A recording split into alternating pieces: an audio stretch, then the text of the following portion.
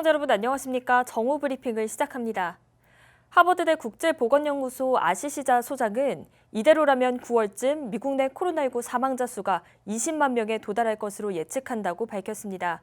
위생수칙을 지킨다는 전제하에 경제활동은 재개됐지만 사회적 거리 유지와 마스크 착용 안내문이 있더라도 이를 지키는 사람은 소수에 불과하다고 말했습니다.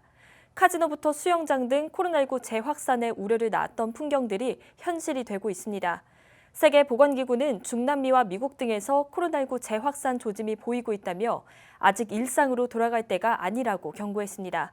거버레수스 사무총장은 이에 대해 어떤 나라도 자전거 페달에서 발을 뗄 때가 아니라고 표현했습니다. 한편 어제 미국의 코로나19 신규 확진 환자는 23,300명 늘었고 신규 사망자는 904명 는 것으로 집계됐습니다. 주별로는 캘리포니아, 텍사스, 플로리다, 애리조나, 노스캐롤라이나, 조지아 순으로 신규 확진 환자가 많이 증가했습니다.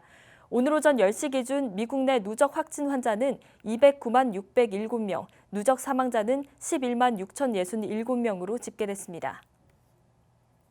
다음은 뉴욕타임즈가 집계한 조지아주의 확진 환자 증가표입니다. 5일 평균선은 빨간색으로 표시됐습니다. 지난달 25일까지 집계된 그래프는 좌측에, 어제까지 집계된 그래프는 우측에 있습니다. 지난달 25일까지만 해도 조지아주는 확진 환자 증가세가 유지되고 있는 주들 중 한 곳으로 분류됐습니다. 그러나 우측의 그래프를 살펴보면 확진 환자 증가세가 다시 상승하는 모습을 보이고 있습니다. 미국 서부 지역과 남부 지역을 중심으로 다시 코로나19 확산세가 두드러지면서 조지아주 또한 확진 환자 증가세로 돌아서고 있는 모습입니다. 조지아주 보건당국의 6월 11일 오후 2시 50분 기준 주내 확진 환자는 54,973명, 사망자는 2,375명으로 집계됐습니다. 확진 환자 54,973명 중 풀턴 카운티 5,031명, 귀넷 카운티 4,980명, 디켓 카운티 4,229명을 차지하고 있습니다.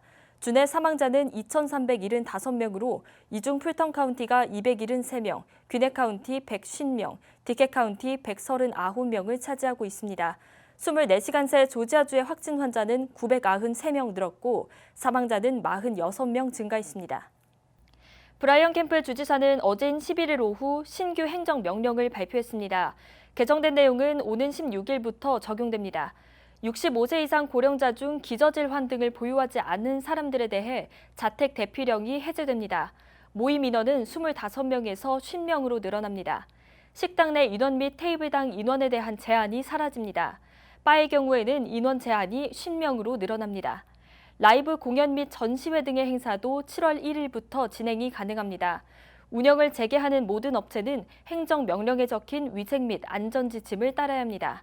한편 캠프 주지사는 침대 25개 이상 규모의 요양원에 거주하고 있는 97%에 대해 코로나19 검사를 진행했다고 밝혔습니다.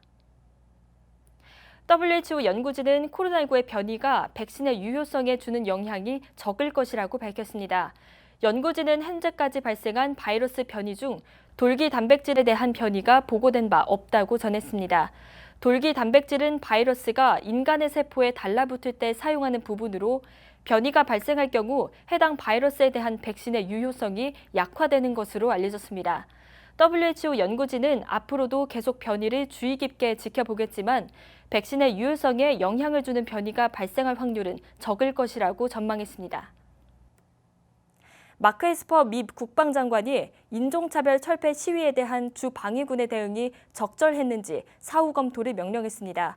주 방위군 투입 명령은 트럼프 대통령이 내린 것으로 일각에서는 대통령에 대한 반기를 든 것이라는 관측도 나오고 있습니다. 이에 대해 국방부는 이번 검토는 중요한 작전 수행에 따른 통상적인 절차라며 지난 2주를 중심으로 주 방위군이 연방 또는 지방 치안당국과 함께 펼친 활동을 평가하게 될 것이라고 밝혔습니다. 한편 지난 3일 마크 에스퍼 국방장관은 시위 진압에 군이 동원되는 것은 마지막 수단이어야 한다며 폭동 진압법 발동을 지지하지 않는다고 밝힌 바 있습니다. 크리스 바이어스 존스크릭 경찰서장은 최근 발생한 시위와 관련해 흑인의 목숨도 소중하지만 백인과 경찰관들의 목숨도 소중하다는 내용을 페이스북에 올려 논란을 샀습니다. 이에 존스크릭 씨는 11일 에드 댄스모어 매니저 명의를 성명을 통해 크리스 바이어스 경찰서장에게 경찰서를 떠나 당분간 개인적인 시간을 갖도록 요청했다고 밝혔습니다. 또 바이어스 서장도 이에 동의한 것으로 알려졌습니다. 한편 시 정부는 바이어스 경찰서장의 휴직 후 거취에 대해 결정된 것이 없다고 덧붙였습니다. 트럼프 대통령이 코로나19 사태 이후 중단한 선거 유세를 재개할 것이라고 발표한 가운데 첫 유세 일정이 노예 해방일인 6월 19일이며 첫 유세 장소가 흑인 학살지인 털사로 정해져 논란이 일고 있습니다. 준틴스로 불리는 6월 19일은 텍사스의 마지막으로 노예 해방 소식이 전해진 것을 기념하는 날입니다. 또 털사는 1921년에 백인들이 흑인 마을을 습격해 학살을 벌인 사건이 발생한 장소입니다. 민주당과 흑인 지도층은 트럼프 대통령의 결정이 백인 우월주의자들을 결집하기 위한 것이라며 비판했습니다. 트럼프 대통령은 해당 유세가 기념식이 될 것이라고 말했습니다. 공화당 전당대회 행사 중 대선 후보 수락 행사가 플로리다의 잭슨빌에서 개최될 예정입니다.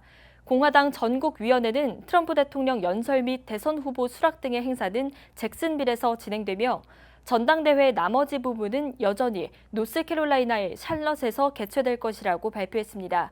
플로리다 잭슨빌은 이전부터 공화당 전당대회에 유력한 후보로 거론됐습니다. 트럼프 대통령의 주소지도 플로리다 판비치인데다가 잭슨빌상과 플로리다 주지사 모두 공화당 소속입니다. 전당대회 장소로 조지아의 사바나도 고려된 것으로 알려졌으나 탈락한 것으로 보입니다. 이상으로 정오 브리핑을 마칩니다. 시청해주신 여러분 고맙습니다.